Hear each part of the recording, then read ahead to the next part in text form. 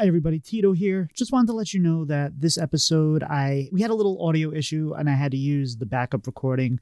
So it doesn't give me as much power to remove crosstalk and background noises and coughs and whatnot. So it's a great episode. I can't wait for you to hear it. But just so you know, if there's a little extra noise, that's the reason.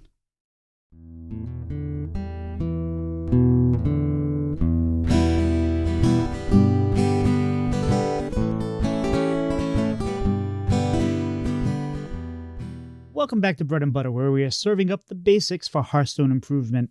Our partner Dot couldn't be here today, and I have a story for that. But we have a very special guest, a returning guest tonight, Ron Mexico. Ron, how are you doing today? I'm doing great. How about you, Tito? I'm doing fantastic. So what have you been doing in the top 100 Legend of Hearthstone lately? Well, for most of the time, up until recently, I was just jamming Rogue like everybody else because Rogue is kind of broken, and it seemed like there wasn't really much of anything else that could realistically compete with it. And then I just got a little bit tired of it, and I missed Rexar. So, I absolutely love playing Hunter as much as possible. I stumbled across what I thought was a pretty good list. Sort of collaborated with a couple people and then made some changes myself on, a build that I thought would be good enough. And I started jamming my own personal build of Hunter. And right now, I think I'm somewhere in the top 60-ish of Legend. And that's been mostly games of Hunter over the last maybe 3 or 4 days or so. I think I'm currently on about close to 100 games of Hunter in top 100 Legend, and we're still surviving for the time being.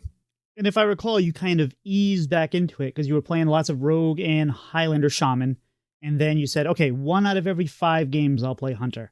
And then you started to win every 1 out of 5 games, and you're like, all right, let's do it, right? Well, yeah, it was kind of funny. I was like, okay, Hunter's not really viable, so I'm not really going to play Hunter because I don't want to lose every game. But it was right before the end of the year, and I was doing my end of the year stream, and I thought it would be cool to be like, all right, well, let's go out with some Hunter games. So I decided every 5th game I'll play a game of Hunter. And what do you know? I won like 10 out of 11 games with Hunter. And I happened to close out my stream, my final stream of 2023, with an exact lethal, exact mana with King Crush for my final game. And I was like, if that isn't the best way to close out 2023 Hearthstone, I don't know what is. I had a great time doing that. There's only one thing that would have made it better, and I don't know if this is the case, but was it against a Control Priest? Oh, no, it wasn't. That would have been delightful, yeah. So I've been struggling, and I think this is a common theme you guys hear me talk about in the Hearthstone section. I have been bouncing up and down trying to find the right deck, and also playing THL and getting ready for that. And I've bounced around from deck to deck. And then the other night, I was climbing with Paladin, and Pilot, who is, friend of the show, on my THL team, and one of my mods, gave me a list and said, here's a new list. And I said, great. Normally when he sends me a list, it's absolute bait. But I figured, what the heck? It's not like I'm playing that well. And it was a Cleave Hunter. And it was a lot of fun. And I got myself all the way up to D1, 2 stars, 1 star, 2 star right around there. And I said, well, it's midnight. I should finish this because I'm on a roll, but I'm playing really well with this deck. I'll just do it tomorrow. And now I went back down to D5 and back up to D3. And right now I'm around D3. I'm back to the Paladin. I have a hard time quitting the Countess, and she's only here for another, couple months. So she's just so much fun when you can get, I don't know, latest to Thanos and, Garden's Grace, Invitation. It's gross. And just the weird random stuff. I had one game today where I got Hodir, Son of Hodir, and Loken, and what's his face there? The one that does charge goes through the Demon Hunter charge goes through taunts. Oh, Kane? Yeah. Kane.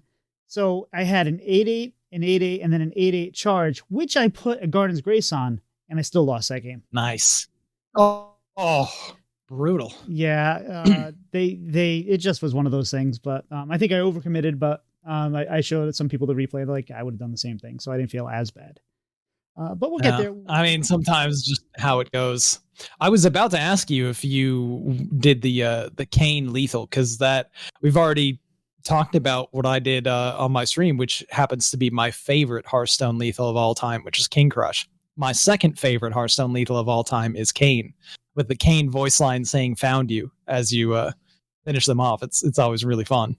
Oh, I love it. My favorite is dropping King Crush, but then killing them with something else, saying I could have killed you with this. But Different styles, yeah. yeah, I only do that if they start emoting towards the end, like they're gonna win. Um, so how about outside? Because of interestingly enough, because of bananas, I was going to say my new like signature move apparently is play King Crush, give King Crush a banana, and then kill them to reward him for being a good boy. It's also good when Everybody loves bananas, man. Even dinosaurs. Oh, here otherwise. It's great when you can play him on turn 7 and off the spell and finish them Oh off yeah, there. That's beautiful. oh yeah.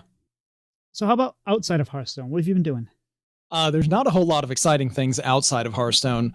My partner recently started in nursing. She works night shifts, so sleep schedule's been all over the place, kind of weird. We're still trying to adjust to that. And then just outside of that, we're just trying to find time to spend time together in our free time that's not consumed by either me streaming or her working or me working. So we've wound up watching a lot of anime, but that's been fun. Just she's really into it. I'm getting more and more into it as the more she watches, the more she pulls me into it. Just different things to pass the time, but it's been cool. Yeah, I have not watched a ton of anime. I did back in the day. I watched there was certain anime that was brought over. This was in the early '80s. It was called Force 5 and Force 5 and Grandizer. And there was Star Blazers, and it was only in like New England and Virginia that it was available. And I grew up on that, but Interesting. it was weird. Like Nice. one of them, they had to get back and forth to the end of the universe and back in 365 days in order to get the cure for radiation poison or something. It was, whatever. Nice. Okay. Like it. You good? Oh yeah. But outside of that, I haven't been doing a whole lot. It's been weird with the weather because we've had snow that turns to rain and then a 50-degree day. Snow turns to rain, 50-degree day. So I haven't had to do that much snow removal lately, and I'm happy with that. And outside of that, just, doing the usual work, playing with the kids and that. But Yep. exciting news. And we normally don't go too in depth, except for that one time where we had Bandit Keith and Just a Guy. We had an epic 3-hour episode where we reviewed the mini set. We're not going to do that today. But we have a new mini set. It's, what is it? Dive into Deep Home, Depths of Deep Helm. What is the name of it? Do you remember? Deep Home is the name of the place. I think it's Delve into Deep Home. Yeah. Perfect. And we've had not all the cards. I was kind of hoping we'd have the Hunter cards revealed before today, which was not the case. But we've had, there's a lot of dual classes. There's a lot of, we've had the neutrals. We've had, I believe, Warlock, Priest, Demon, Hunter, I think Rogue. So we've had a few. The legendaries are Therazane, which is an elemental, 7 mana, 7/5, taunt, death rattle, double the stats of all elementals in your hand and deck. I think the hand is a big deal. I think that's what Black Rock and Roll needs. We talked about this the other day. If Black Rock and Roll also hit your hand, it'd be much better for 5 mana, do nothing. But what do you think of this card so far? What are your thoughts on this? Honestly, I think it's still probably too slow and won't see significant competitive play. That being said, we never know. Not even all of the cards have been revealed yet, so there could be some additional synergies that boost it and make it possible to play. Seems like its most natural fit would be Elemental Shaman, and Elemental Shaman was a deck that looked briefly playable for a couple days in the new expansion and then fell off a cliff hard. And that just usually happens to be the case of decks that are very committed to one singular game plan that they can't ever deviate from because, for instance, the payoff of Scar is just way too good and way too restrictive to ever not play an elemental on every single turn, which means you kind of need to build your deck to curve that way. And if you build your deck to curve that way and a different situation comes up, that means that your turn 3 or 4 or 5 play is bad because you're playing that statted elemental on that turn. If you deviate from it, your whole game plan is shot to hell. If you don't deviate from it, you have a bad turn. Either way, you wind up losing. Kind of seems to be the case. So it's a card that supports that, and that happens to be not very good. So I don't have a whole lot of hopes for that new legendary, but I could be wrong. Maybe it'll be fringe, maybe even better. And it'll certainly be a fun card for a lot of people. I just don't see it being like a power card that changes the meta. Fair enough. What if I was to say, instead of just playing an elemental deck, let's make it Highlander. And then we can put in the other elemental legendary, which is Marut Stonebinder, which is a 7-mana 5/6 battle cry. If your deck has no duplicate, discover an elemental to summon. Then the other two go into your hand. Does this make you more interested in Elemental Shaman? No. Fair enough. In a word. Now, what if I was to add the third legendary, which is also a Highlander card? It's a Deep Miner Brand, which battle cry. If your deck has no duplicates, your battle cries trigger twice for the rest of the game. Now that I'm interested in. So first, just going back to address the shaman issue or elemental shaman or something. If you're running a Highlander deck, you can probably still win games eventually if you just draw Reno on 8 because Reno's that good. And play Reno and you can win some games. That'll just happen. Even if the rest of the deck around him is not great. But when it comes to specifically a warrior deck, because Bran apparently is a warrior card, which as someone who is very obsessed with Hunter, I'm a little upset by, just considering there's only ever been a neutral card and a Hunter card for Bran, and the only hero skins for Bran are also Hunter, so I was kind of expecting Bran would be Hunter, and I'm kind of upset. Whatever, it's fine. It's a warrior card, and it's really, really good. Currently, it seems like Excavate Warrior, 40 card warrior type of stuff built around Odin seems to be the prevailing warrior strategy. And I think Bran is so insane as a card to double battle cries. Like, it makes up for cutting more Excavates because you can double the battle cry of the Excavates. And it just, the power spike goes crazy. So I think warrior will be a very significant meta contender because of Bran, and Highlander warrior strategies will be enabled. Okay, I will correct you on one thing, just so no one's confused. You're not doubling your battle cries. Battle cries trigger twice for the rest of the game. So you cannot bounce Bran back into your hand, play him again, and get additional battle cries. It's always going to be twice. And that's an important distinction. Fair, my bad. In the wording of it says twice, so you can't keep stacking it. Sort of like how they recently patched Odin, and Odin no longer stacks. So if you played multiple Odins, you just get the one singular effect. If you played multiple Brands, you're still just triggering 2 battle cries on each single battle cry you play. Right, and that I think is an important distinction, because otherwise, I mean, my mind was already going when I first saw it. And I actually didn't realize it was a warrior card for a bit. I was just expecting Bran to be neutral, so I didn't even look at the board. I was like, oh, Bran, legendary. Like, what can we do with it? And the weird thing about the Elemental Shaman, just real quick, I've seen in the last 10 games I played, I've seen 3 Elemental Shaman. Interesting. People getting geared up for the new mini set, maybe? Maybe. Somebody also said Jombre was playing a little bit, so I guess that's just kind of where it comes from. So we're not going to go through the whole mini set. Otherwise, we'll be here forever, and I don't want to keep Ron that long. But are there any cards that have been released so far that you are excited about? Or worried about?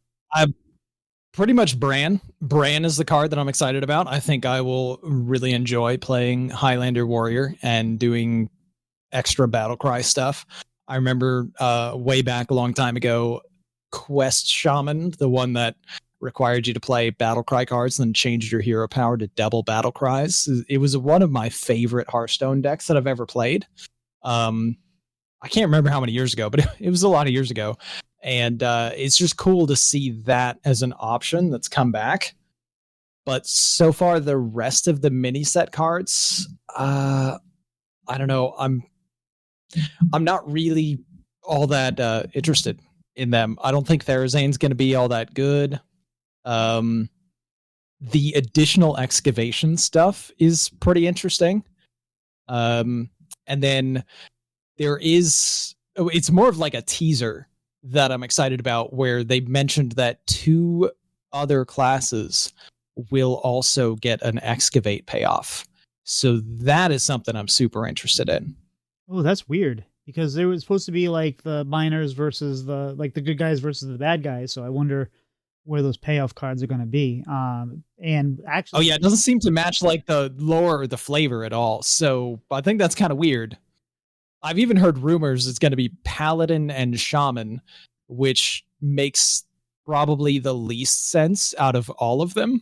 If I had to say about the Highlander classes, right? You've got the Shamans, which are the elemental ones, and the elemental mother kind of would lean into Shaman the most. So why would they be digging? And then, Paladins, whatever. We'll see.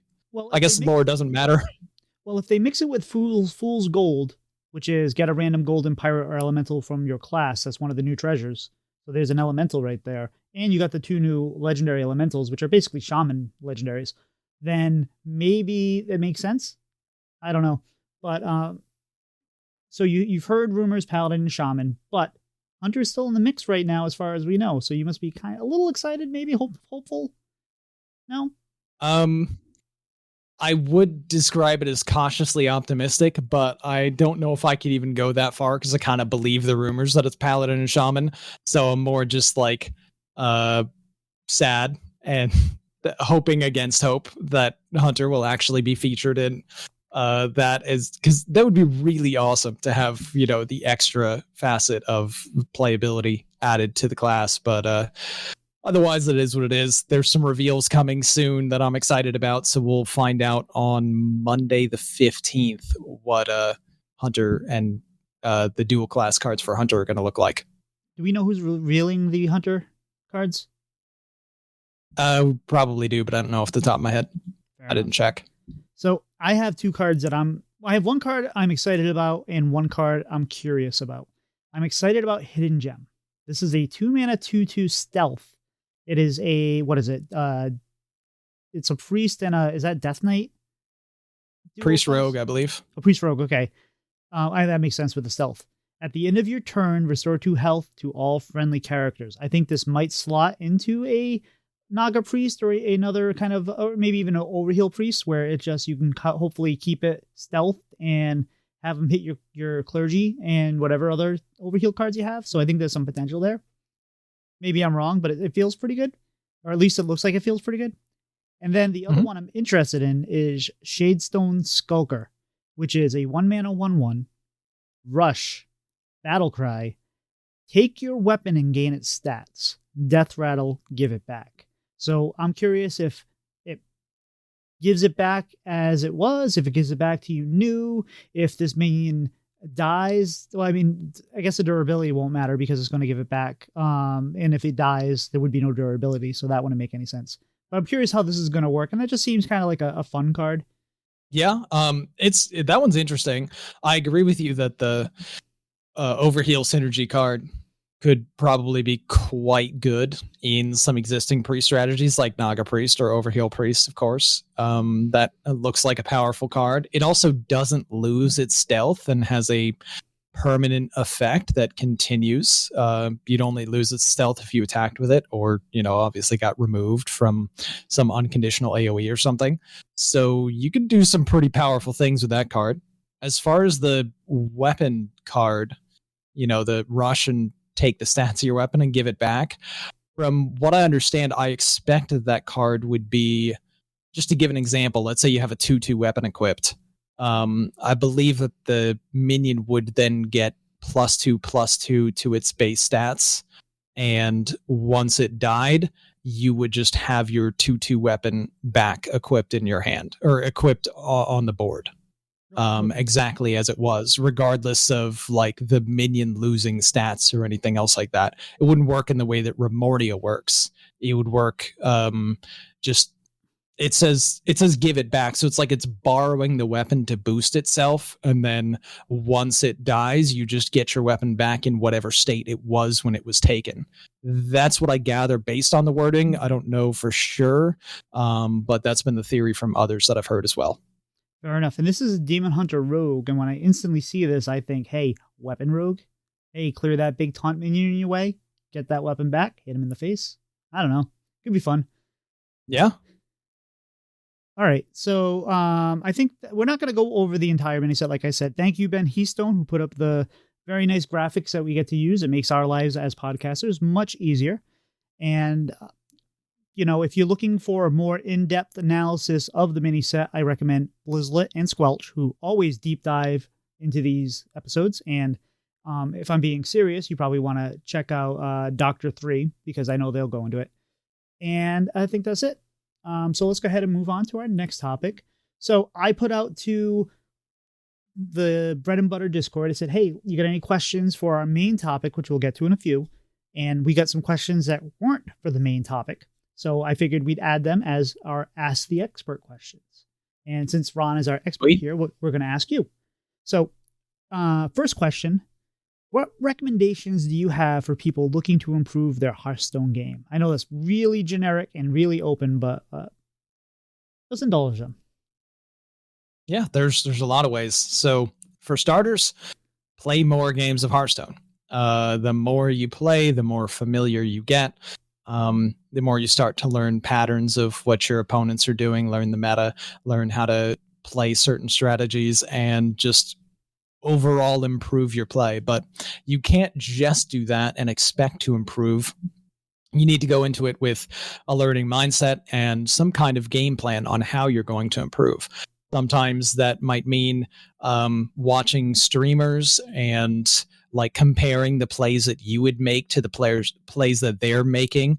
Ask yourself why they did that play. And is it better than the play that you did? Or if you were doing the same play as them, look to see if there was a play that was better and why. Watch what happened on the opponent's side and so on.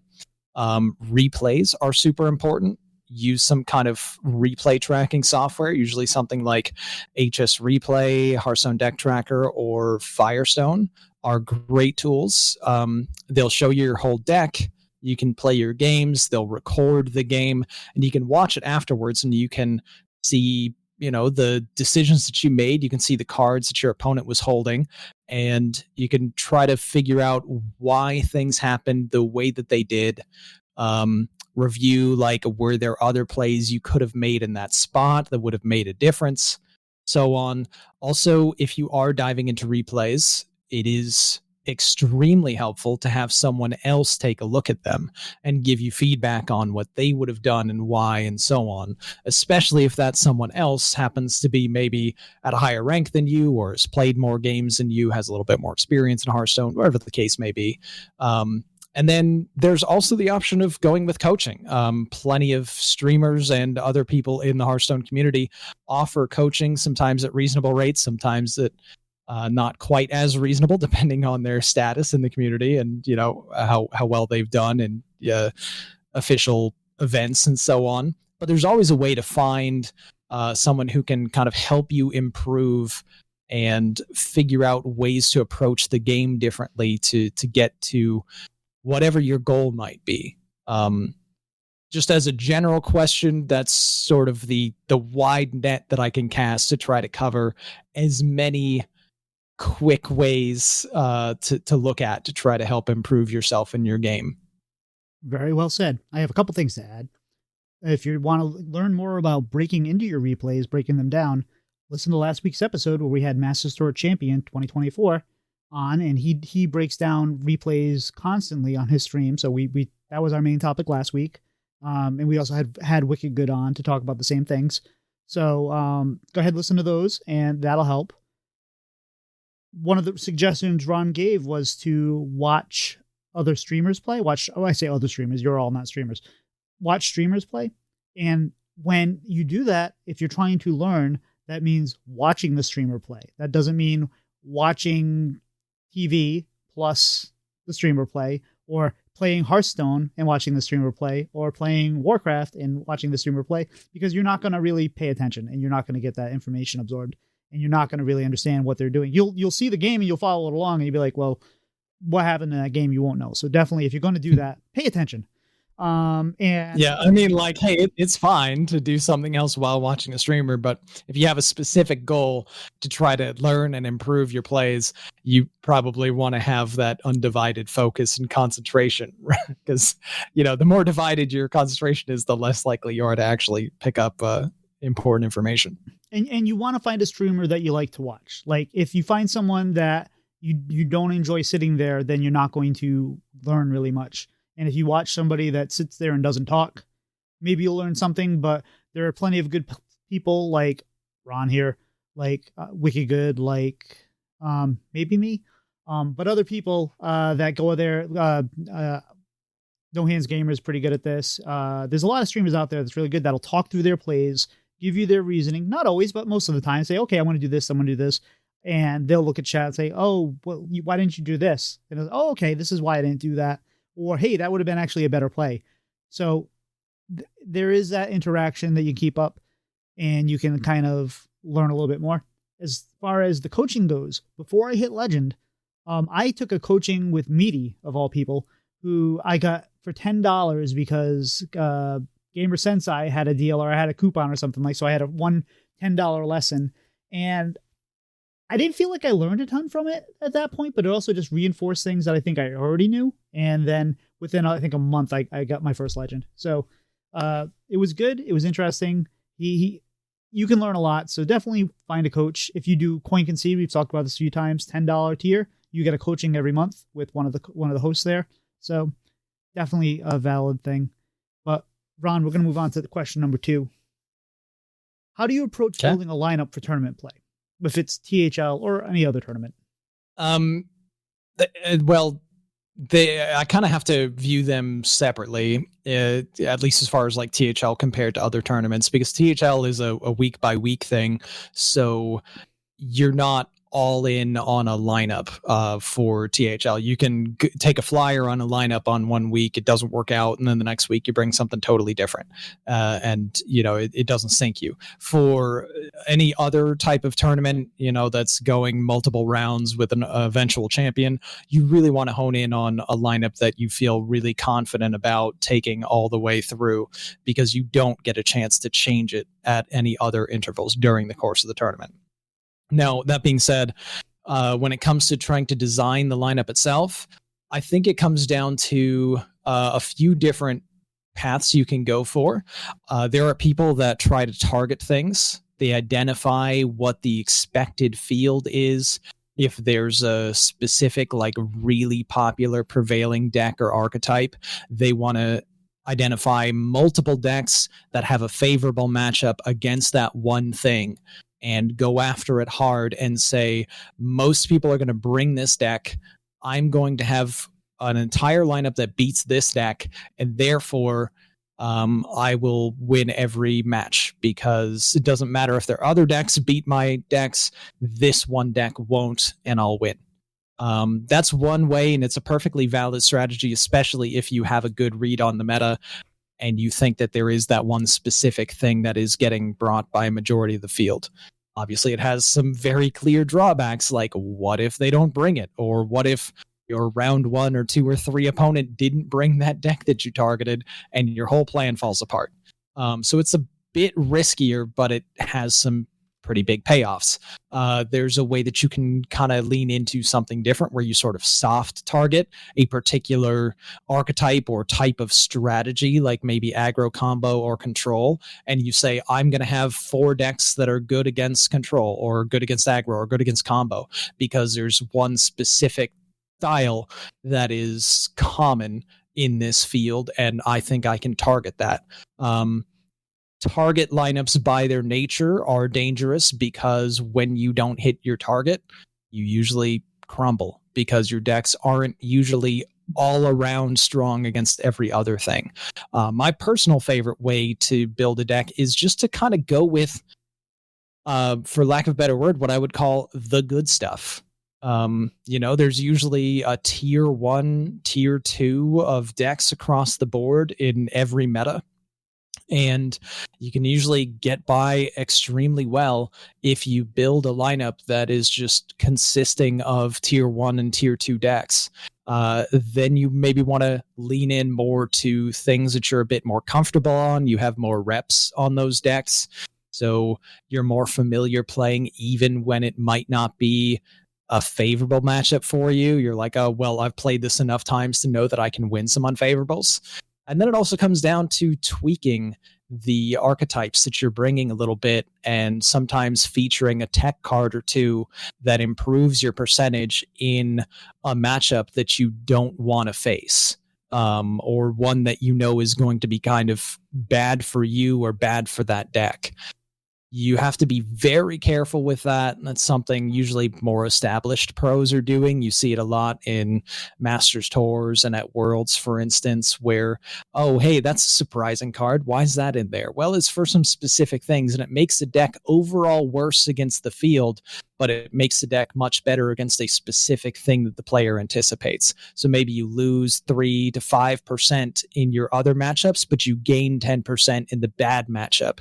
And it goes from being something that's really bad to even, maybe slightly favored, maybe slightly unfavorable for you. But there's a lot of different ways that you can go about it. The best advice I could give is don't get too fancy. Just bring things that you're comfortable with and that are good and that have usually a reasonable matchup spread against most of what exists in the meta in tier 1 and tier 2, and you'll be fine. Well said. And I don't think there's too much more to add there. I will say that there's nothing to add there. Let me add something. What you said is exactly perfect. Like, if you have a deck that you're really comfortable with, and you say, well, no, instead I'll take Nature Shaman, which I've played twice. Bad idea. Because even if that's a better deck, you have no idea how to play it, and you're just not going to be comfortable with it, and you're going to make a lot more mistakes. One question we didn't talk about a little bit, but does it make more sense to diversify your archetypes when you're building a lineup, or does it make more sense to kind of go all in one, or does it not matter?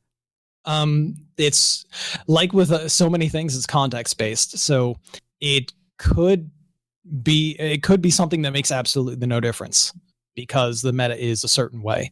It could be something that makes a huge amount of difference because the meta is a different way. So it does require a gut understanding of what kind of meta we're currently in, what types of decks are popular and are consistently winning at the higher tiers of play. And fortunately for us, there are multiple websites that kind of aggregate data and make things a lot easier for us to figure that out. Things like HS Replay, things like Vicious Syndicate, and they'll break down a whole bunch of different archetypes. Vicious Syndicate even does write-ups about the meta and gives you decks and lists and all these different things. Just incredible amount of tools at your disposal to kind of figure out full matchup spreads, archetypes against each other, and assess, okay, what are the things performing the best? What are most likely things that other people are going to bring? Is there a way that I can target those things? If not, is there a way that I can kind of give myself the best possible chance of either breaking even or beating those things, and then having, the other types of decks that give me an edge? So it varies dramatically because with each new card, or cards, I guess, because it's mini sets and expansions that get released, the meta changes. With each new set of balance changes, nerfs and buffs, the meta changes again. Even the smallest little change can have a huge impact, and all of a sudden you're in a brand new meta where what was garbage before is all of a sudden incredible, or vice versa. Fair enough. So how do you deal with ladder anxiety? You're always in the top 100. You're always, messing around and playing all the top players. How do you, are you used to it? Are you numb to it? How do you handle that anxiety? it was something that used to affect me, where I wouldn't really want to queue up a game because I'd be worried about what if I lose. And my rank was important to me. So if I lose, then my rank will go lower and then I'll be upset. So it comes down to just understanding how you're feeling about that and figuring out what's ultimately more important to you. And if you do want to win and climb in the ladder, it is impossible to climb if you don't play a game. It is impossible to improve your rank if you don't play anymore. So trying to shift mindset from a negative one to a positive one is really helpful. Instead of what if I lose, what if I win?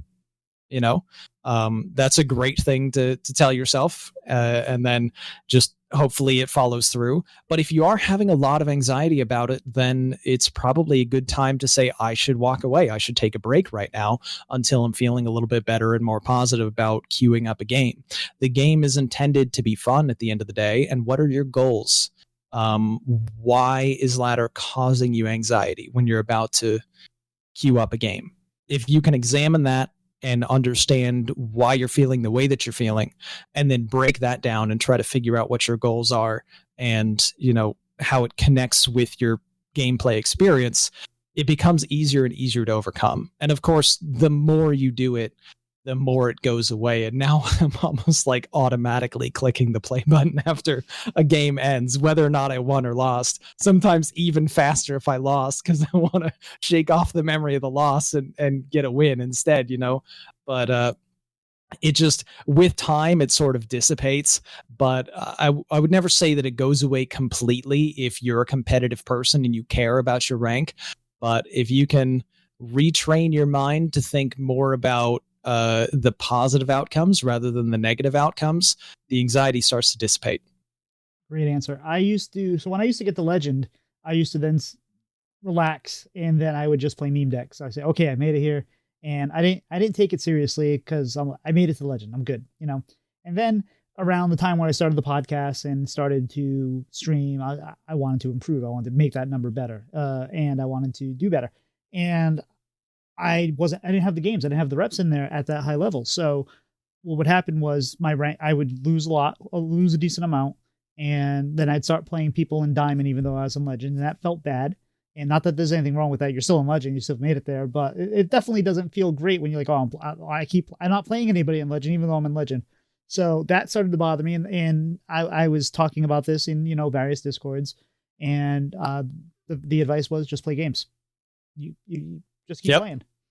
And eventually you'll figure it out. And that's what happens. And sometimes as you know, the last couple months I've struggled, and yeah, I'll figure it out. I know I'll figure it out. And that's have the confidence. If you make it there, if you feel like you made it there once, it was a fluke. It wasn't a fluke. You made it there. You put the games in, you won. And even if it was one particular deck, it's okay. You know you can do it now. And if you know you can do it now, you know you can do it again. And knowing that, you have to remember that, keep that in your brain. And then whether it's making it to legend, whether it's making a diamond 5, diamond 10, whether it's to make it to top 1,000 legend, top 50, whatever it is, if you just have that, you know you've done it, you can do it again. Or just small goals, incremental goals, and you'll get there. Yeah. I think it's really funny that you mentioned that people were saying, oh, just play more games. Because just do it is hilariously to me simultaneously like completely unhelpful and terrible advice, and at the same time like great advice, you know, because it doesn't help anything. It doesn't really mean or do anything. You can't just say just do it and have someone just go ahead and like accomplish something that they were struggling to accomplish. But even as simple as something like getting into streaming consistently. I remember I struggled with streaming on a regular basis. I couldn't pin down like getting myself to do it day after day. And I remember stopping by a different streamer's stream and asking them, I was like, how do you do it? How are you so consistent? And they're like, well, you just do it. You know, you just keep doing it. So like today I'm going to stream, and tomorrow I'm going to stream, and the next day I'm going to stream, and it's not negotiable. So I just do that. And I was like, okay, so I should do that too. And then I did, and then it worked.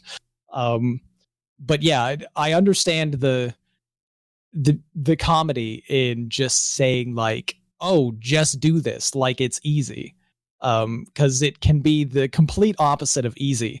But if you can, kind of convince yourself to get in that sort of pattern where this is something that I want, therefore I'm going to do it.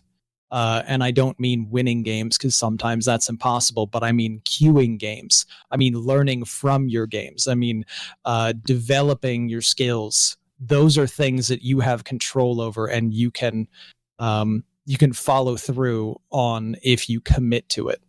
Those are things that I would recommend. Saying I'm going to win X games, not helpful. Saying I'm going to play X games and I'm going to try to take away X amount of things from these games that I will act upon later, that's helpful.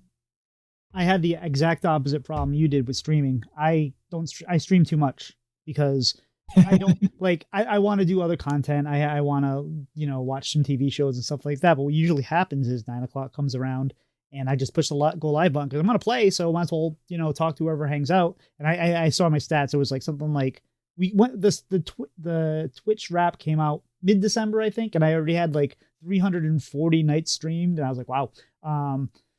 So like I had the opposite there, but we are weird in the way that we consume so much different Hearthstone content. Like Ron does a podcast that talks about card games. I have a podcast that talks about card games. I listen to 4 different podcasts most weeks that talk about Hearthstone, not including the one that I record. I listen to Blizzlet, which isn't really about Hearthstone, Squelch, which isn't really about Hearthstone, but they touch on it. Point Concede and Vicious Syndicate Report. I love listening to the Vicious Syndicate Report because I feel like it really kind of, even if you don't agree with everything Zacho says, it really kind of centers you on what the things happening are and maybe what might be coming. So that's where I picked up some decks that I've really taken off with because this is going to change. And when this happens, then it's going to open up the door for when these nerfs happen, or if this gets changed, it's going to open up the door for this deck or that deck. And that's what, when I had to run a Shadow Priest where I got my highest rank finish ever or whatever it was. And it was because I grabbed that Shadow Priest that I was playing Habu Gabu Shaman, I believe, and that was being nerfed. And I had my coaching with WikiGood, and I said, okay, I don't want to play something that's good right now. Where's the ball going to be? I want to get to where the ball is going to be. What's going to be good next week? And it's supposed to be Shadow Priest. And so we worked on that. And then as soon as that patch hit, I was just winning in a way that I never have because I consume content and I'm in Discords and all that. So there's a ton of way to learn. And the best way though is, like they said, play a lot of games. It's what is the saying? I think we've said this a few times. Bad players go face, good players trade, great players go face.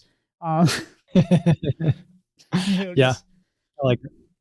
Just go. So anyway, we have one more Ask the Expert question. This is probably the most important. What hair products do you use? Yeah, I actually get this question a lot. It's kind of funny. I will say that I don't do anything really all that special. It's just Head and Shoulders. It's not like some kind of special hair product. It's just off the shelf. But there is one important aspect of it, which is don't use 2-in-1. 2-in-1 sucks. I hate using 2-in-1 type of like shampoo plus conditioner. Use a shampoo and a separate conditioner. It's worth it. All right, there you have it. So now for our main topic. So about 2 weeks ago, I played you in THL and we had some matchups. You rolled me 0-3. I thought I played good in at least one of the games, but the other two, I think you kind of rolled me. And one of the great things about it was you came into my stream afterwards and we broke down the games. And one of the games I played was, I forget what you were playing, but I was playing Naga Priest and you were playing, was it Treant Druid or something like that? You were playing Treant Druid. It was Treant Druid, yeah.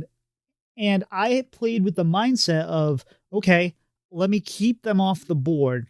And then I can get to my like Amanthul turns. I can get to my Thirsty Drifter turns and, duplicate them. And that was my plan. And when we got there, you said, why didn't you just like aggro and get there and go? And actually, I did that in one of my games this week, and it really felt nice. But it got me thinking. Like sometimes figuring out how to approach a matchup is very difficult, and we kind of have three different kind of rock paper scissors, right? Typically, aggro beats combo, combo beats control, control beats aggro, and it's not always the case. Sometimes a particular combo deck can pop off before the aggro can happen and whatever, but that's generally the rule, right? So, how do you if you're not in one of those situations, if you're like you're on the downside of those situations, control versus combo, combo versus aggro, whatever. How do you change your line of thinking if you're in one of those unfavored scenarios in order to win? So, like with most things, you might hate hearing me say this again, but it's always context based. Every time, it's just extremely context based for what's happening in the game. What is the context of your hand? What can you gather information wise about what your opponent might be holding based on how they played so far? What's the board state look like? What have they done on turns 1 through 3, 4, 5, whatever it might be in the early game as you're trying to figure out, what approach you're taking. There's so much that determines how you play just based on the context of your hand alone. But also, as soon as you identify the archetype that they are, know the archetype that you are, know the type of matchup that it is, and you can start to understand. Yeah, I don't think you should get too hung up on am I favored, am I unfavored, or anything like that, because Hearthstone is such a fluid game that if you get caught up on one thing or another, like you think that, oh, I'm favored, so I'm supposed to win, you can start making mistakes and then you lose the game. Or you think I'm unfavored, so I never win the game. Well, your negative mindset might lead you to play sort of carelessly because you think, oh, well, I was never going to win anyway. And then you miss some opportunities that presented themselves. So try to throw that out as much as you can, except for allowing it to inform your decisions of how to approach the matchup and try to exploit the moments, windows of opportunity that you might be presented within the game. It usually involves tempo. Like with most Hearthstone games, tempo is super important. Maybe you have a 2-mana 2/2 that does something later, but you don't have anything to do with your 2-mana right now. Get the stats on the board. Stats are good. Stats hit them in the face. When you hit them in the face, they eventually explode. Simple concepts, but so many people forego that thing because they want maximum value out of, what this card does or so on. Sometimes that's really important. Sometimes it's not. If you're in a matchup against, say, an aggressive deck, the aggressive deck might have a really bad hand and they're going really slowly, and you're a combo deck that's probably most of the time going to lose to this aggro deck, you don't need to hold back all of these resources that do that fun, fancy, special combo thing come like turn 8 or 9 to win the game. You can just start jamming those combo pieces on the board now, because if you do, when they're slow, all of a sudden that's 3 damage that hit when you would have saved it, and then it does it again, and then it does it again because they were slow, and all of a sudden you have a huge advantage where you otherwise wouldn't have. Multiple different things like that. Sometimes you're the control deck and you start playing aggro. Sometimes you're the aggro deck and you start playing control. And it involves identifying the moments in the game where it becomes apparent who is doing what. Because the game is so fluid that, especially in today's Hearthstone and how it's evolved, a type of deck, an archetype, is never really purely that type anymore. Even a card like Astalor, right? That's a card run in almost every deck. Aggro decks run it, but it's 5 armor gain come turn 8. Maybe your aggro deck needs to play control now and gain that armor. Maybe that's something you need to set up. On the flip side, it's 14 damage, and on the turn 10 with the 8-mana Astalor, maybe you need to go for that as your win condition and play specifically towards that and push a little bit of extra damage so that 14 damage will kill them before they do their power thing that is coming. So context, always context. It can be hard to assess sometimes when is your moment. And there are a lot of turns that people will often refer to as like swing turns, where basically you're behind, they have the board, they have the aggression, but you have a card or sequence of cards that completely flips it around. Now their board is gone. Now you have a board. Now you're in control. Those types of things will shift the focus of your game. Yeah, that made a big difference for me when I started to play cards, even if I didn't get the value that I was hoping for them. I started off watching a little too much Trump SC, I guess. But yeah, so you play that Astelar for two. If you obviously, if you have a better play, don't play Astelar for two. But if you're sitting there and like, oh, I have a 3-mana card, a 4-mana card, I have Astelar for two, that play it. And that's a problem that I've run into even as you're learning these decks. So this bit me 2 days ago in my THL match, where I had a couple games of Nature Shaman, and I love Nature Shaman. It's a fun deck. It's complicated.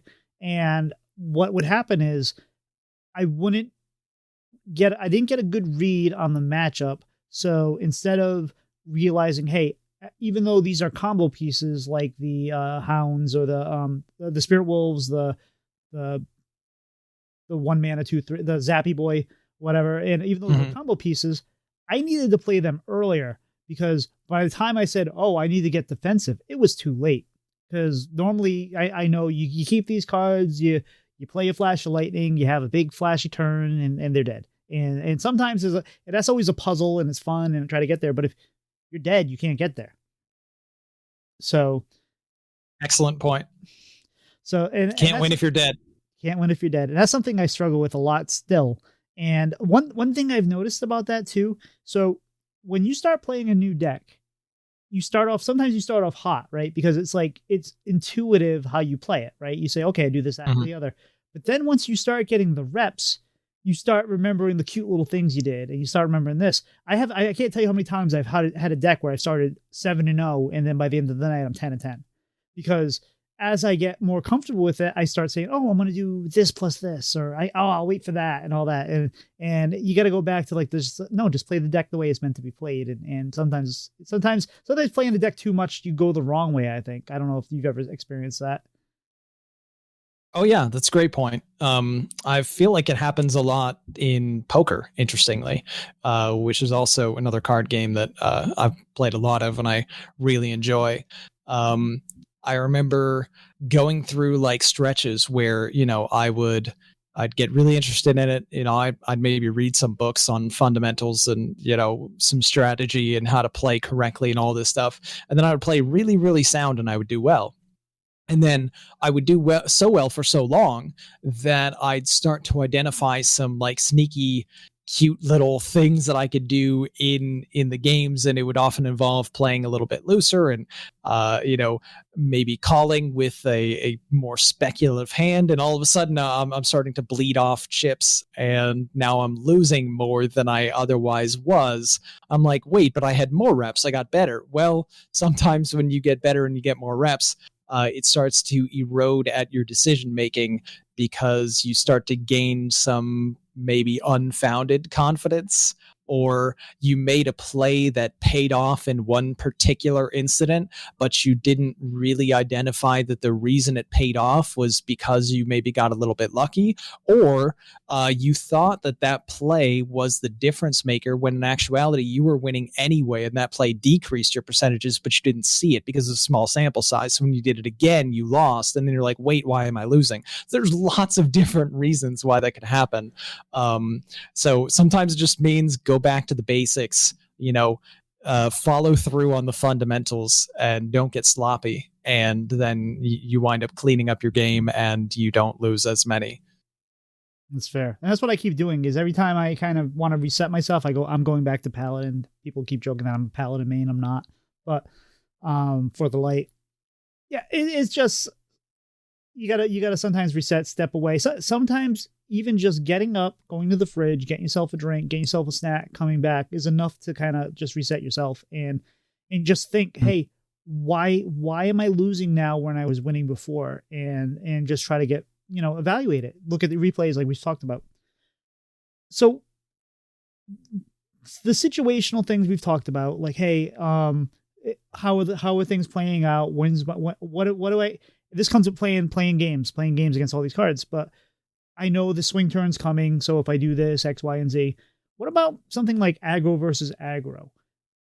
Like that doesn't necessarily. I mean, that obviously if the game goes long, which it could, then you have more of those situations. But when do you decide, hey, right off the bat, like I need to go all in right now because I know that, the Naga Priest is going to do much better with the cards I have versus waiting for the Treant Druid to do his thing or trying to keep them off the board, like what happened. Like in a game like that, like when do you decide, like, hey, my aggro is more aggro-ier than their aggro or whatever it might be? Well, first, it probably depends on, your analysis of what the archetypes are going into it and maybe which one is more favored and why. If it's like a pure coin flip or something and it's just like, hey, this aggro deck versus this aggro deck, or it's a mirror match, so you're the same deck essentially, then it kind of comes down more to your hand and the board state and what you're able to do.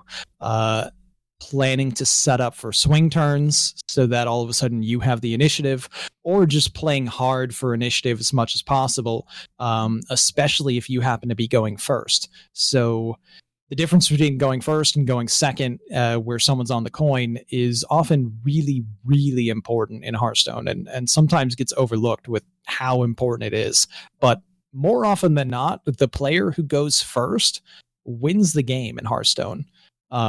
That's been a truism since 2014, and it's not as simple as that, but the person going first typically has the advantage. If you're the aggro deck, you're going first and you have a turn 1 play, and you have a turn 2 play, and so on, then you're probably going to be the more aggro deck than your opponent, which means your opponent, who's going second, is going to sort of have to play more of the control aspect of the match, where they're looking to identify a turn to maximize the effectiveness of the coin, to swing the board state back in their favor, so all of a sudden they can take the initiative from you. And then back and forth you go, battling based on your draws and the composition of your hand and how the board is going. There's a lot of different things to try to figure out as the match continually changes, because the difference between you winning and losing might be just that one top deck that happened. I really need them to not have this card, this particular card. And that's an interesting point that you brought up, like when do you play around it or something?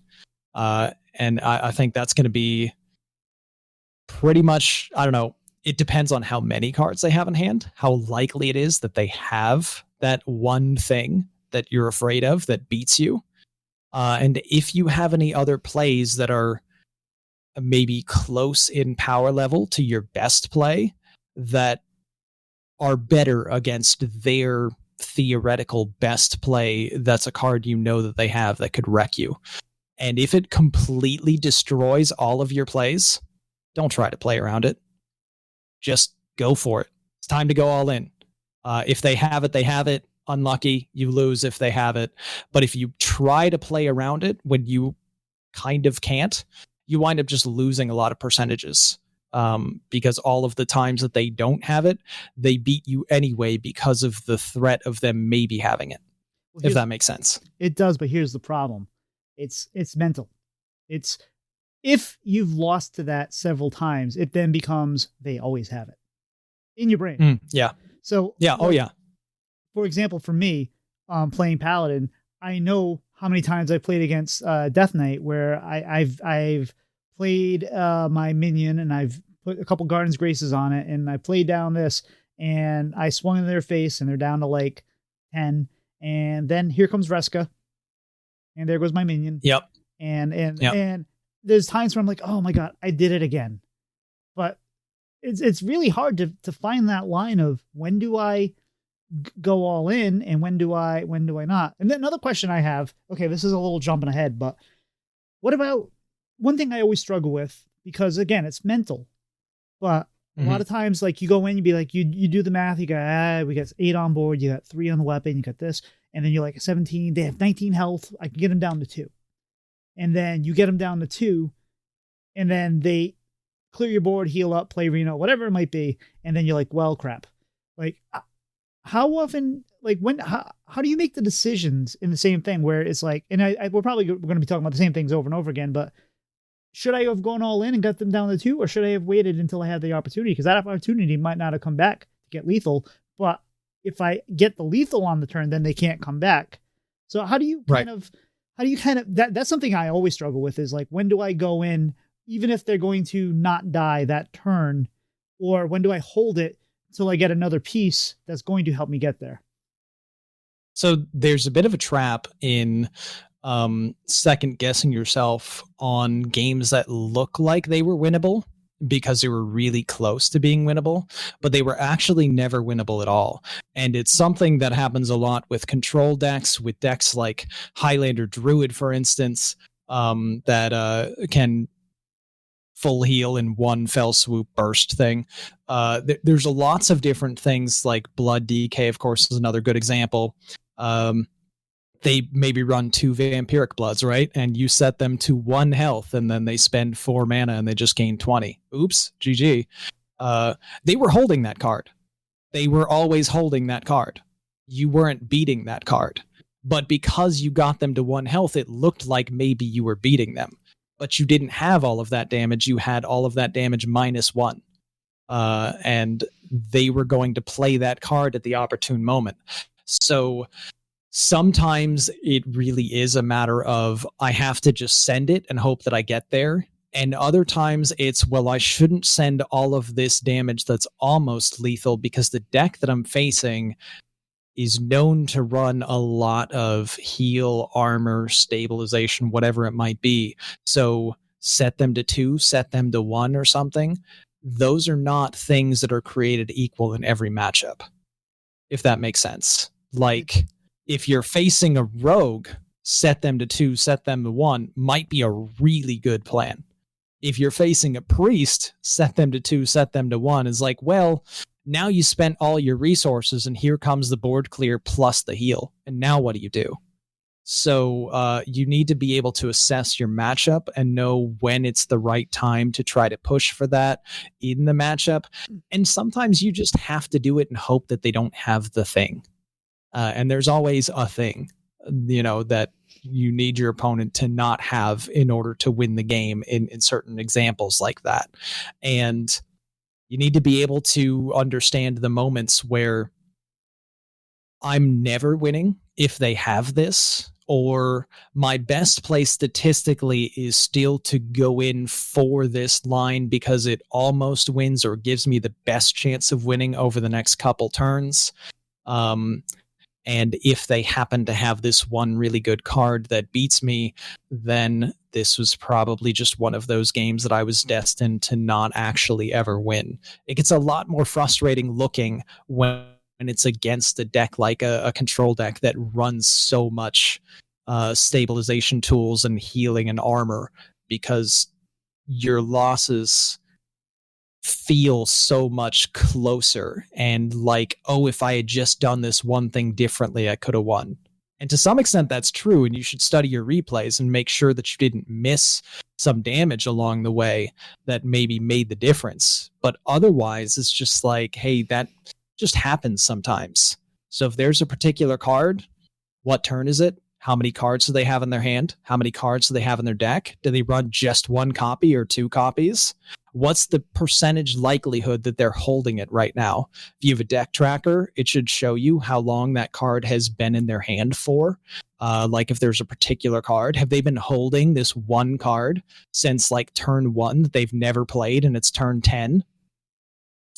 Might be that card that you're afraid of. Play around it as best that you can, but they're probably waiting for that specific moment to drop that card that you know that they have.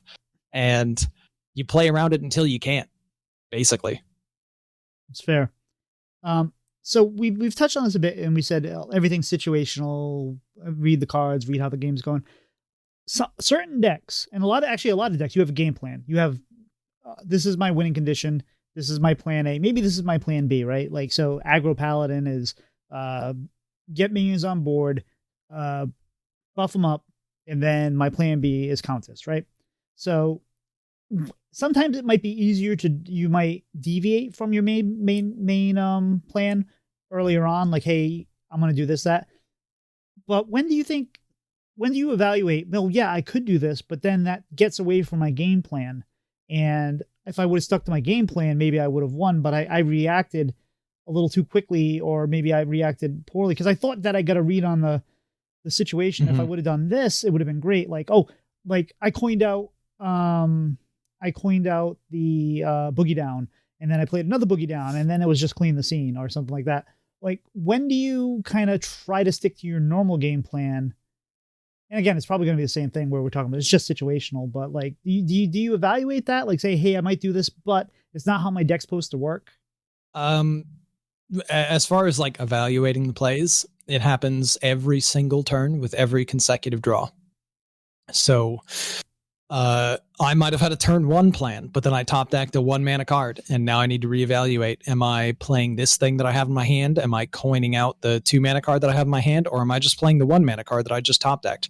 Just as an easy, immediate example of that. But every single turn, when you draw a new card to start your turn, you're going to look at that card and reevaluate how that is compared to the plan that you probably already made with what you think you were going to do based on the mana you had. And you formulate the best plan that you can with the limited information you have and the limited resources you have in your hand.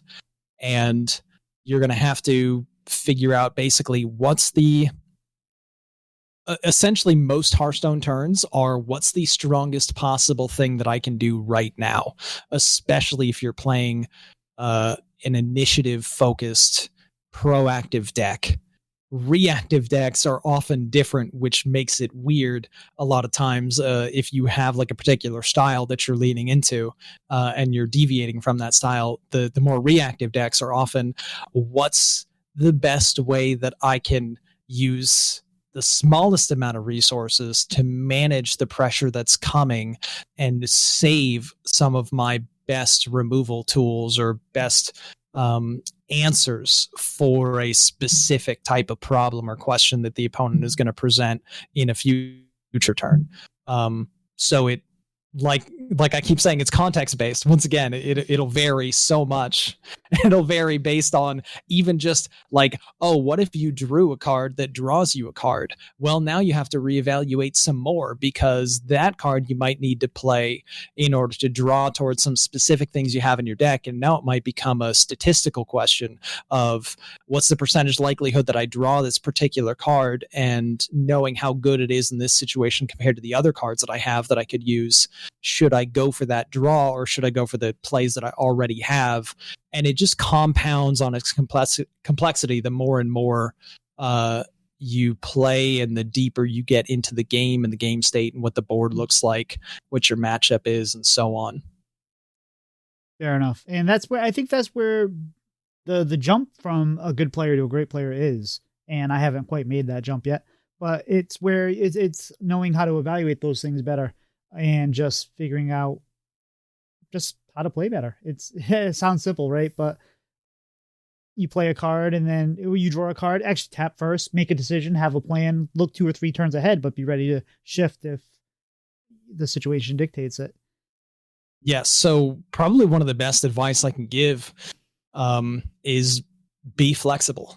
Like, don't commit to one singular thing so hard that you were unwilling to deviate from that plan if you were presented with some new information that might change the optimal strategy in some way. You know, I would love to play my cards on curve and have everything go perfectly according to how the deck is supposed to go and just run over my opponent and win. But my opponent is also trying to win, and they're doing things on the other side, and some of the things they do make my specific game plan not as good. A lot of times they might have done that specifically because they know what deck you're playing and what archetype it is and what your common play is going to be on turn 3 or 4 or 5. Like, oh, they're going to play this card. Well, I have this card in my hand that is better against that specific card for this specific turn.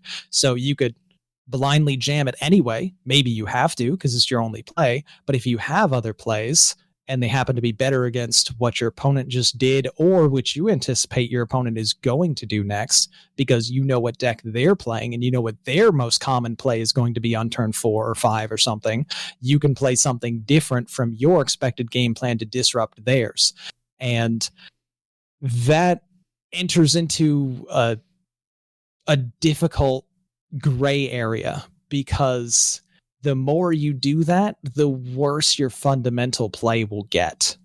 So you have to have a really deep understanding of what they're doing and what's expected and how this is going to impact your game plan before you start doing something like that. So if you're a beginner, if you're getting used to it, just stick with the straightforward game plan and then start to analyze those replays and try to figure out, what if I did this, what would have happened instead? And then you can figure out a better game plan to combat that the next time you see it. Try it and see if it goes better for you. But yeah, like all things, context. and you can't necessarily, especially if you're playing like Control or something, you can't necessarily play around everything. Like, one thing that I know drives me crazy, but I play, if I'm playing against Control Priest, I'll play around Clean the Scene. I'll get like, oh, they can't have an infused Clean the Scene. Everything's over 4 health. I'm good. And then they play Dissonant Pop, or then they play Cannibalize. Like, well, I guess I didn't think about that, or whatever. But you can't play against everything. So you might want to pick something to play against, play around, but you can't do it all. So you accept that and do the best you can. So how stat based are you? Like, when you get your mulligan draw, right? You can click on HS replay. You can see what the mulligan stats are in this matchup, blah, blah, blah. Let's say you have a card, like, a card like a Hand of Adal. You're playing Paladin, and you have Hand of Adal, you have a soldier, a Sanguine Soldier, and you have Boogie Down. Hand of Adal feels really good in that curve, but the mulligan stats say it's only a 47% keep rate or something like that. When do you trust the cards in your hand in like your curve or your early plans versus the stats that say don't do that, get your better cards? Well, for one thing, in general, if you have like a game plan that easily can be formulated just based on the cards you have in your opening hand, it's usually a good idea to just keep those cards. Cards are not like evaluated in a vacuum, and a Hand of Adal in your opening hand, if you're, let's say, going first and you don't have any 1-drops, you throw away 2 cards and you keep Hand of Adal, that's probably a bad idea. You might not find a 1-drop, and then you have no play on turn 1, and then Hand of Adal can't target anything on turn 2 when you feel really bad. But when you have like a Divine Shield target that's hard to remove on turn 1 that you can then buff with that card, and then it leads into your turn 3 curve as well, that's really good. So there are cards that you often would only keep together. For instance, like Stick Up is a great example in Rogue with Velorok. You don't keep Stick Up in the mulligan, but if you're holding Velorok, you absolutely keep Stick Up in the mulligan. So things change just based on context. Also, I would like to point out that in that specific example, you mentioned like Hand of Adal. Well, it's only like a 46% keep. Well, there's a reason it's 46 and not 0, because people keep it when they have, Righteous Protector or Sanguine Soldier in their opening hand and Hand of Adal. It's like, yeah, that's where that 46% is coming from. They're keeping it because, hey, this is really good to keep in this specific situation. So the lower the mulligan stats are on a thing, you should pay attention to it, the less likely you are to keep it. But if the mulligan stats on something are not at 0%, that means there's probably at least one situation where it would make some level of sense to actually keep that in your hand, regardless of how rare it is that you would actually keep it. So are you going to hate me when I say the mulligan is context based? No, absolutely not. And that, playing Nature Shaman, we run into this a lot, and just obviously any deck. But I just remember, it's like, when do you keep Golganeth? When do you keep Inza? When do you keep? Oh, always. Golganeth is always. Fair enough. That's an easy one. 100% of the time. Don't throw that card back. The card wins games. Right, but like Flow Rider, you never keep Flow Rider unless you have Ancestral Knowledge. Then you definitely keep Flow Rider. I'd keep Flow Rider with the 1 mana 3/2 as well. Okay. You can play the 1 mana 3/2 on turn 1, play Flow Rider on turn 2. You're overloaded by 1 mana crystal on turn 2, but you have 1 mana crystal and you have the active 2/1 to discover spell. That's good. Fair enough. Fair enough. And that's probably why. But like that's what I'm saying. Like that's a specific context based decision where you normally aren't keeping the 3/2 or the 2/1. But if you have both of them in your hand, that's a 1 mana 3/2 is also really good tempo. That maybe doesn't die, especially if you're going first. And now it's 3 damage to their face on turn 1 or Right. turn 2, I guess. And what if it sticks for longer? More damage. Your deck centers around a damage OTK, so pushing more damage makes it easier to kill them. So that's a win-win. Yeah, I agreed. And that's one of the things, chip damage. And you try to save all your pieces. And sometimes it just burns you. So don't do that. Figure out the context. Right. Oh, and for that same example too, maybe that's still not a good idea to keep if the archetypes are different and the matchup is, oh, you're facing a control priest and you know you're up against a control priest. Well, chip damage doesn't really matter so much here because they're probably going to heal that up. So maybe go for something different because you just need to set up the OTK. Makes sense. And I meant to add this on the last comment, but I spaced it out when we were talking about kind of trying to disrupt the other opponent's game plan and understanding what they're going to do. That was like the one good thing I did against our matchups is I played around your bellowing flames. That was, I think, annoying you. Right. Oh yeah, you played around that really well. Like you knew that I had it and it was intensely annoying for like the whole game that I couldn't ever find a good moment to actually play it because I wanted to use it as clear and you kept making too many stats to where it wouldn't be a clear and didn't seem like a good enough play for me to make. So I kind of deviated with other plays instead. So that's usually a really good thing to do if you're against some kind of control deck that you know has some specific removal cards that would do really well against you. Pick one of them.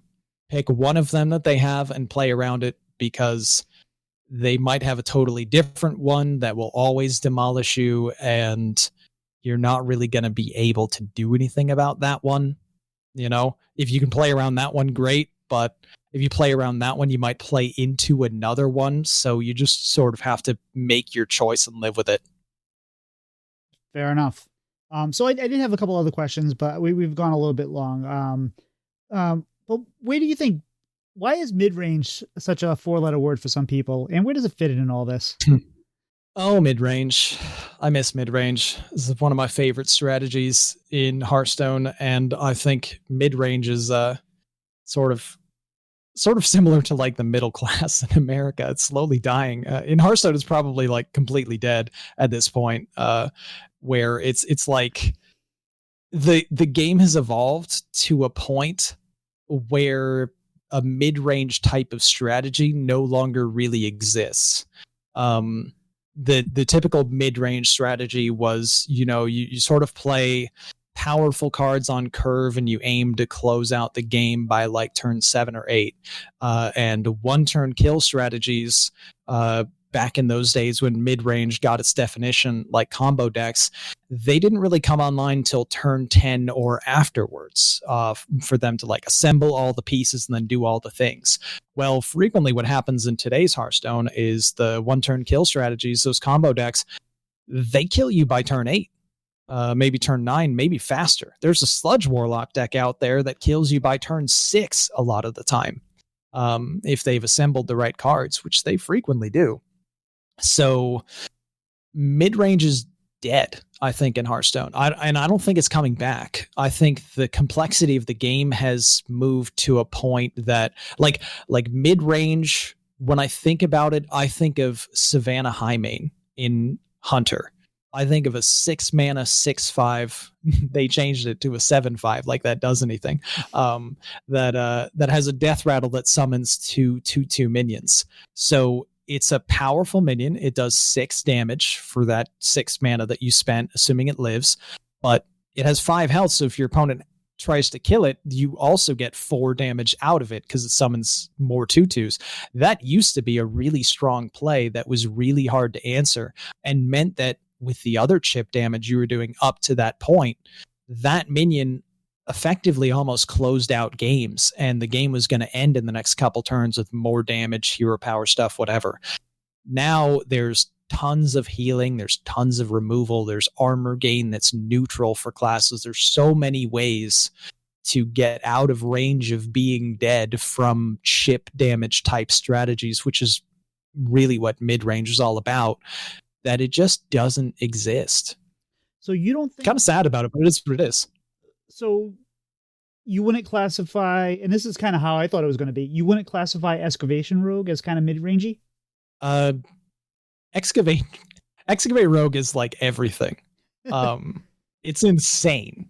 You know, you could try to call it mid-range because some of its games are mid-range, but a mid-range deck has so many weaknesses that Excavate Rogue completely does not have. Excavate Rogue has technically every card. In a way, it at least has access to essentially every card. You know, Velorok can just literally discover any of them. What are the only things that Excavate Rogue can't have? Neutral minions, maybe? There are certain neutral minions that they couldn't possibly have. I don't know, maybe they still generate them in some crazy way, though. There's probably still a way to do that. And there's, you know, it can run tests if it wants to and recast all of these things. Velorok does completely bonkers things. Scorpion does crazy things. No, I would not call Excavate Rogue a mid-range deck. I would call it an aggro deck and a control deck and a combo deck and everything in between, because whatever it wants to do, it can do. Fair enough. And I call it Excavation Rogue because, as Deck Tech said online, it's funny how it's excavations, but no one uses that to name the archetype. It's mining or it's drilling or it's drilly. Yeah. Personally, I call it Keep On Digging Rogue.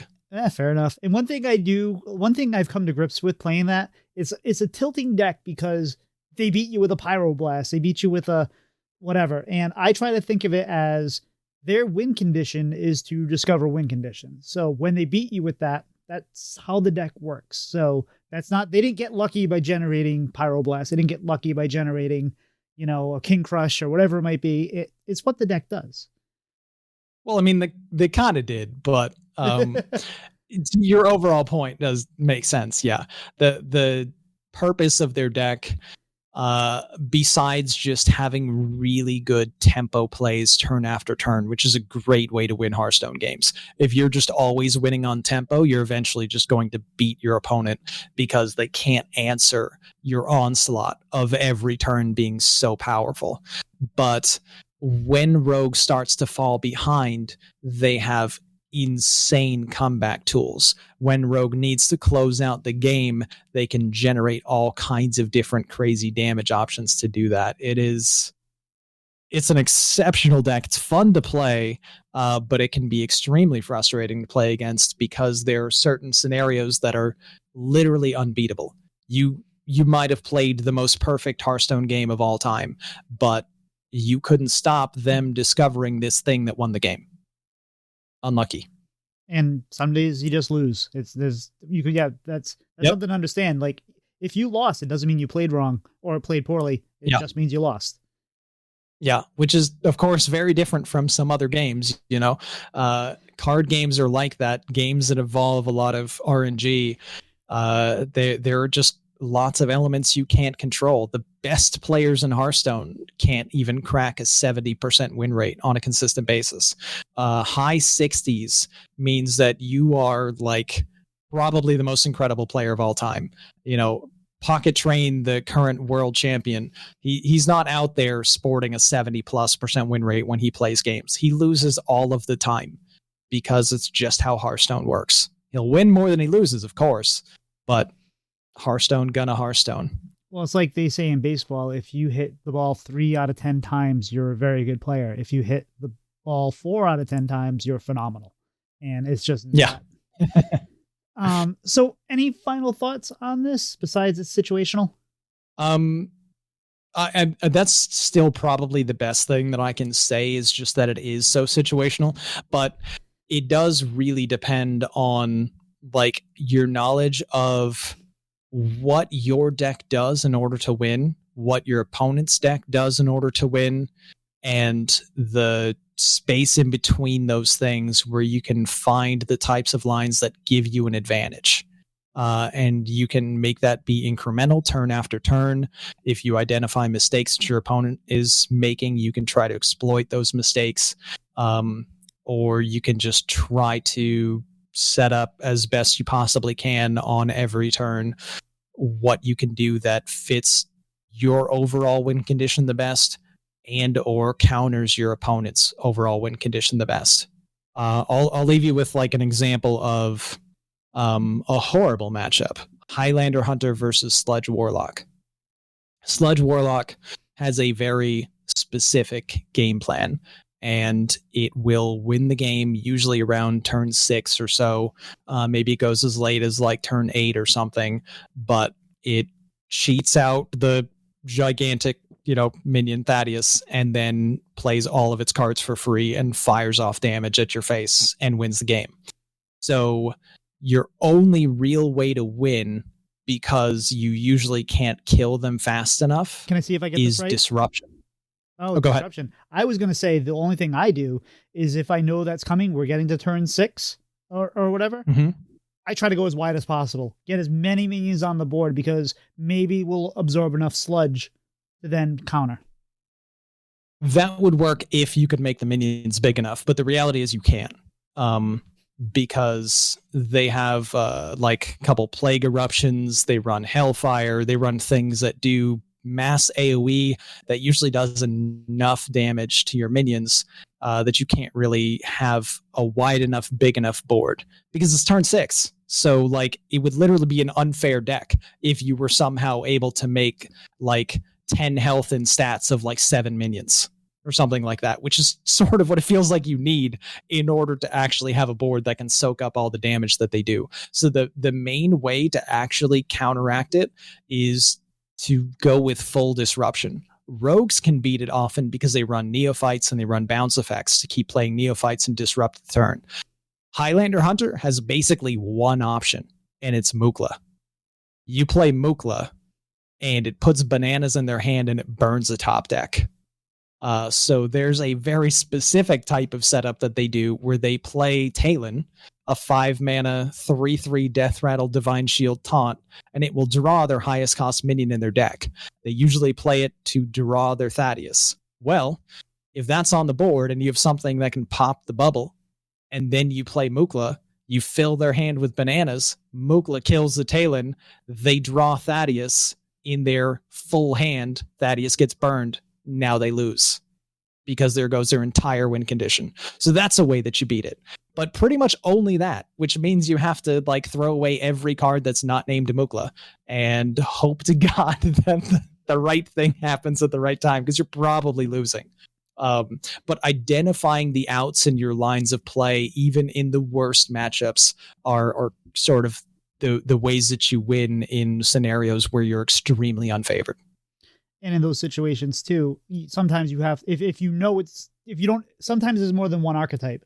So sometimes, well, if it ends up being this archetype, if I don't have Mukla, I'm dead. But if it's the other archetype, I just kind of gave the game away too, right? So, right, yeah. I mean, you hopefully know in advance as you're making those decisions. Like, for instance, it's in a tournament, open list, you see what it is.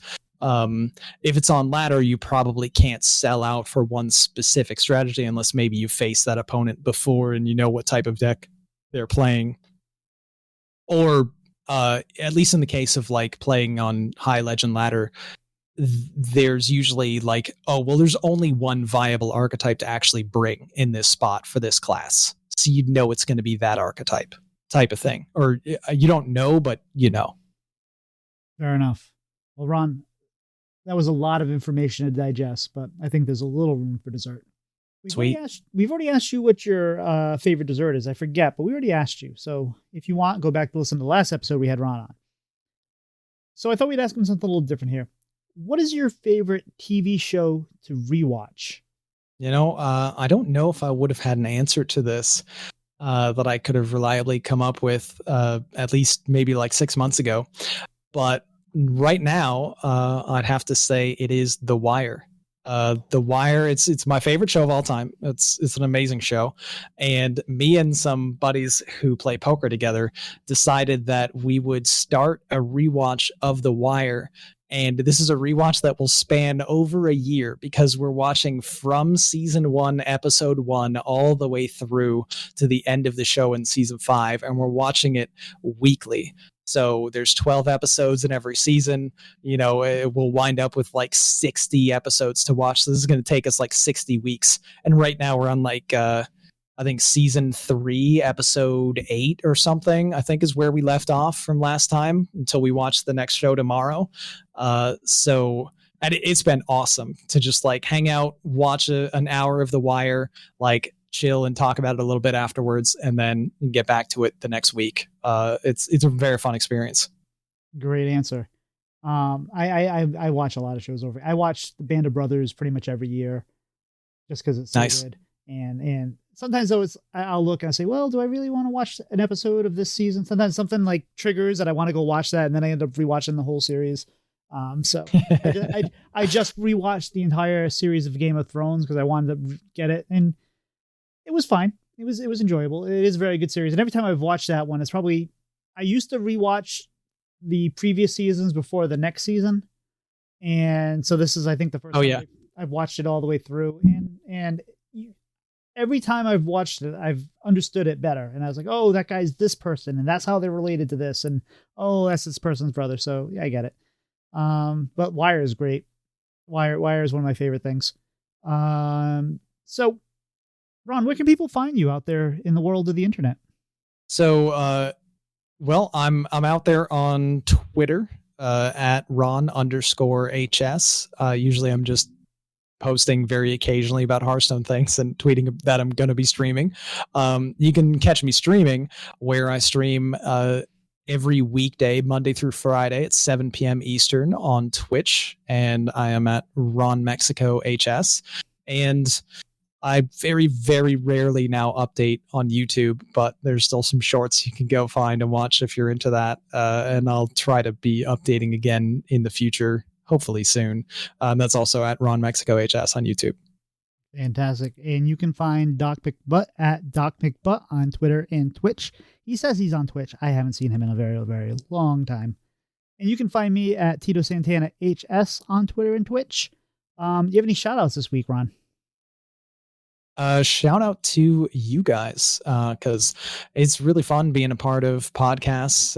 I almost never feel like I have time to listen to podcasts, but every time I like participate in one, it's always a really good time. When I have caught a podcast, which is rare, it's always fun to listen to, and you guys do a great job at what you do. So I just want to say more people should go out and follow you and listen to your show. You heard it here first, although we've been saying it week, every week. But if you're already listening, that's not helpful. We try to run the obelisk method of things. We're not a pyramid scheme, we're an obelisk scheme. Just have to tell one person. We don't need to just tell two. It's not tell two, just one, and we're good. Get them to listen. We're fantastic. I'm going to shout out the entire THL team that I'm on right now. We've been, we're not the best team. Obviously, the team with Ron Mexico, Mick Bannerface, who else is on your team there? Pocket Train. I don't know, the world champion. Yeah. Dread-Eye also, who's been a grandmaster. We kind of cracked the code for cheating with composing an insane roster. Yeah, and they had to replace Ridiculous Hat when he went to be full time at Blizzard. So what you gonna do? But their team's great. But my team's really been coming together lately, and we're reviewing each other's replays and coming up talking strats, and that's one of the funnest things where it's like, well, what should I bring, and how do I do this, and what should I do, and talking together. I think that's just fun. But anyway, I meant one more thing. So I don't think I said this at the front of the show. I think I told this to Ron. So if I'm repeating myself, just consider it podcast brain, because sometimes you forget what you talk about. I invited Ron to be here on Saturday. It's Sunday, but Ron couldn't do Sunday. So he said, I can do Saturday. So I went back to Doc and I said, hey, Doc, can you do Saturday? And he said, yes. I said, okay, Ron, we'll see you Saturday. And then Doc came back and said, I can't do Saturday because Cortland and Daniel decided that they were going to surprise me on Saturday, And they had to tell me about the surprise because I told them that I was doing a podcast on Saturday. So I felt bad about that. We'll let Doc talk about the surprise next week when he's here. But anyway, guys, I think we're toast. We'll see ya.